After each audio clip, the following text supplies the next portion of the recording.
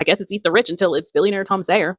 Tom Sayer, who invested millions in private prisons, made millions, and then divested, and moved on to other ventures.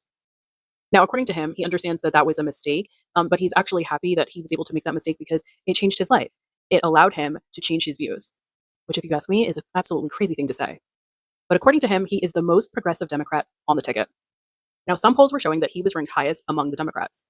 But a recent poll conducted by Independent Voter News actually shows that he is 10 points behind Xavier Baccera. Xavier Baccera got 23% of the votes. Now, there were about 3,000 people polled for this. And Steyer actually only got 13%. And in that same poll, Baccera was about 5 points above the Republican candidate, Steve Hilton. Maybe people just don't want billionaires in office. Which brings me to Our Revolution, that organization founded by Bitter Bernard.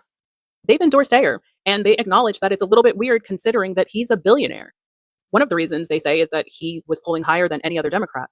Another reason is, and I quote, he puts his money where his mouth is on taxing the wealthy, single-payer healthcare, and, wait for it, getting big money out of politics.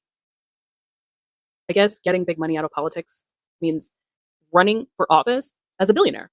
Got it. Now, if you're confused about that, so am I.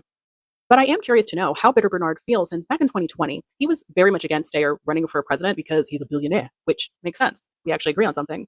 Yet, the organization that he founded back in 2016 when he did his presidential bid doesn't seem to agree with him.